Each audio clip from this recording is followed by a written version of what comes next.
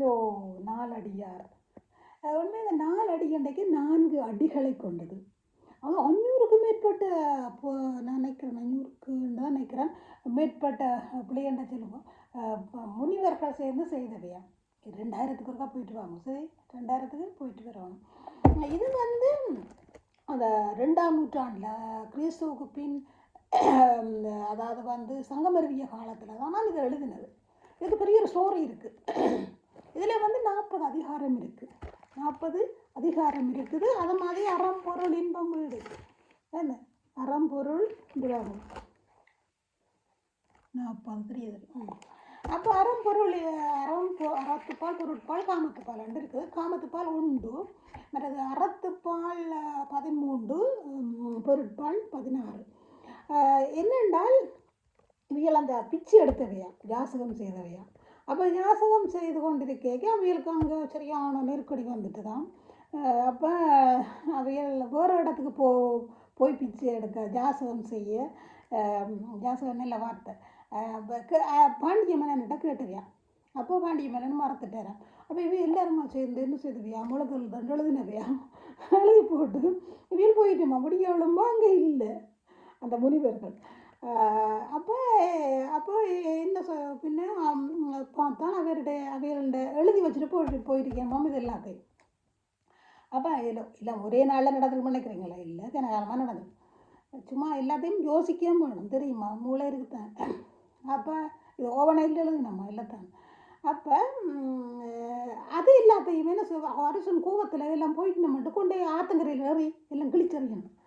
அந்த நேரத்தில் கிழிச்சினதில் மிஞ்சினதில் ஒன்று தானே இது. அப்போ கனகாலமாக இது நடந்திருக்கு, அவை யாசகம் செய்திருக்கணும், சண்டை நடந்திருக்கு, பிரச்சனை நடக்குது, அதெல்லாம் நீங்கள் கற்பனை. சரி, மறுது எல்லாரும் திருக்குறள் அது 2 அடி 2 அறம் செய்ய விரும்பு 60 சினம் இயல்வது கரவேலண்டு. அவை பாட்டி சொன்ன மாதிரி அகர முதல எழுத்தெல்லாம் ஆதி பகவன் முதற்றே உலகு என்ன 2 அடி. அது ஒரு நாளைக்கு திருக்குறளை பற்றி சொல்கிறேன் நான்.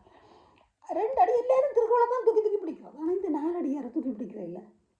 2 ஆளும் வேலும் சொல்லுக்குருதி விஜரி, ஆளும் வேலும் பல்லுக்குருதி 4ம் 2ம் சொல்லுக்குருதி. ஆளும் வேலும் பல்லுக்கு நல்ல மாதிரி, 4ம் 2ம் சொல்லுக்குருதி. 2 சொல்லுக்கு என்ன உறுதி? 2 திருக்குறள், 2 வரி திருக்குறளும் 4 வரி 4 அடியார். அப்போ 4 அடியார் கொஞ்சம் பிரபலியப்படுத்தணும் மாட்டேன், எனக்கு ஆசை. என்னென்னா நாங்கள் இதிலெல்லாம் ரொம்ப அது சொல்லுக்குருதினா அவ்வளவு சுவை பொருள் இன்பம் அவ்வளவு சுவை கொண்டது. அதனால் சொல்லுக்குருதி 4ம் 2ம் சொல்லுக்குருதி.